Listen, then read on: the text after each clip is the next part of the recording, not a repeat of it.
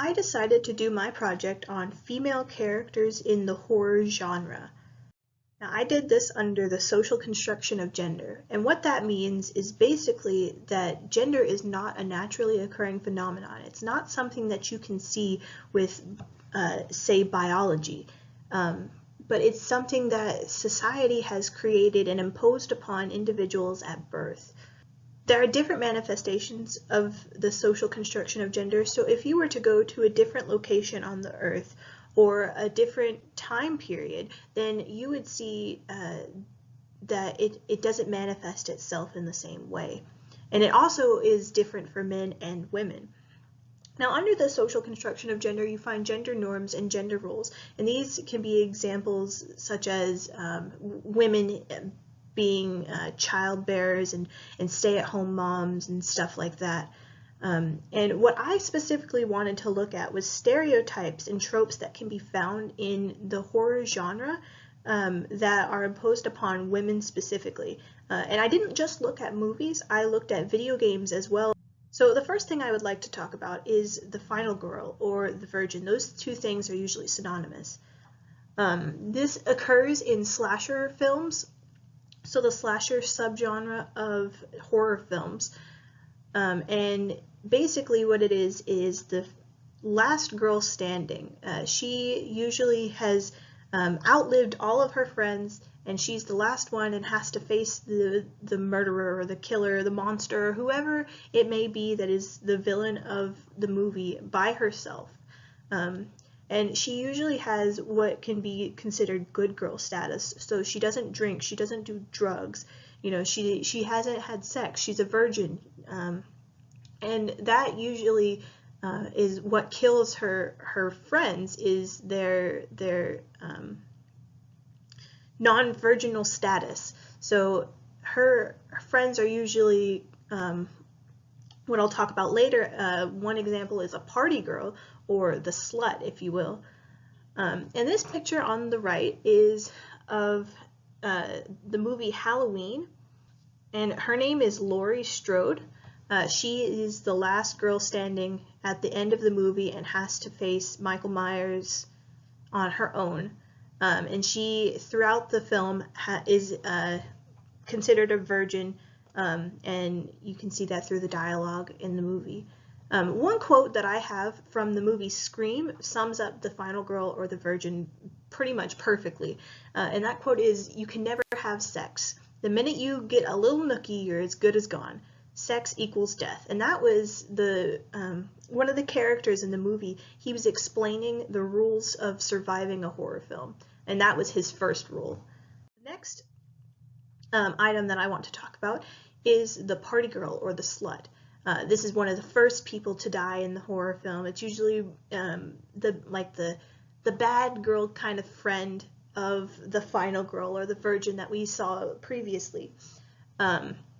They have a specific appearance, so they'll wear revealing or what you could consider slutty clothing, and usually also they are blonde, which ties into their intelligence, at least as far as the film goes, with the whole stereotype that blondes are dumb, which is not true at all. But so these, the party girl or the slut is usually less intelligent than the final girl, and that's part of the reason why she is killed off. But the party girl or the slut just rarely survives these slasher films. The next thing I want to talk about is not a stereotype or a trope, but a specific scene from the movie Jason X. And I actually just want to go ahead and show you this clip, and then I'll discuss it afterwards.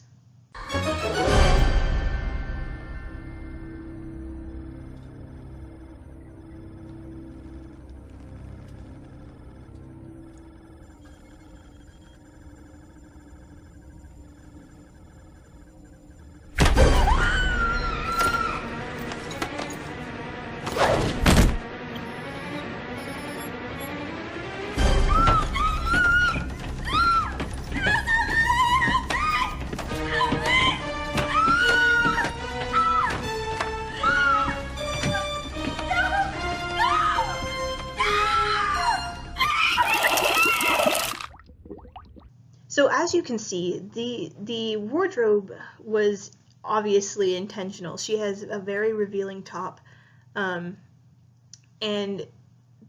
what I found striking was the placement of Jason's hand and arm around this individual felt so forced and intentional, like like the actor was trying his best to put his hand where the director had told him to, and like this ties into one topic that I talked about in my portfolio, which is murder of females in horror films being fetishized. I don't know if I pronounced that correctly or not, but so what you see a lot of the time is a female character who is dying or about to die or about to be killed by the villain of the movie, and there will be some sort of sexual element added to their death. And in this case, it was the teasing of revealing this character's breasts to the audience, and that audience is obviously men. Like the director and the producers of this film knew what they were doing when they were making it. They knew that most people seeing this movie would be males, so they added content to entice them to watch the movie, I guess you could say. The next thing that I want to talk about is from a game called Until Dawn.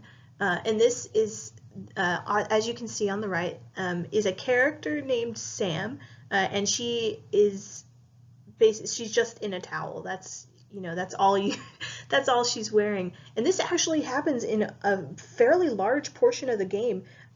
Like early on, she's taking a bath, and it's like a like candlelight kind of low lighting kind of bath, and so when she's done with her bath, she gets out, she puts a towel around herself, and then the killer shows up, and so she has to like run for her life away from this killer.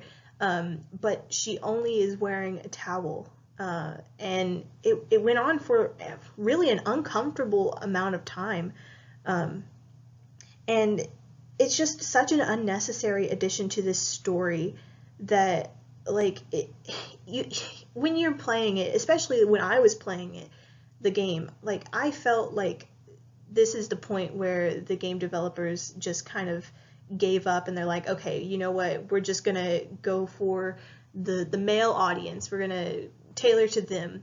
So you feel like it's such an unbalanced demographic, like that the game developers were aiming this whole sequence with Sam running around in nothing but a towel towards men, and it kind of felt uncomfortable and awkward for me, at least when I was playing the game. And the last thing that I want to talk about is actually not, this is kind of like the opposite of what I've been talking about for the rest of my portfolio, is Ellie from The Last of Us. She is just, she's such a perfect character. She's not just there because she's a female, but not even because, like, despite the fact that she's a female, she's just a character. You don't see her playing into any stereotypes, that you would normally find in horror. Like, she's not the final girl, she's not the slut, she's not there just because she's a woman. She's there because she's an important addition to the story. And I think that she is an excellent role model for especially like young girls, because she's just so strong and brave, and she's just so true to herself, like, and she's able to survive on her own. She's very independent, but she also knows when she needs help, and she's able to ask for help. And I think that she's just an excellent role model, and I hope that someday we can have these kinds of women in horror movies and move away from the tropes such as the slut and the virgin, and just have women in horror movies because they're there to be a character, not to be a trope. And these are my sources.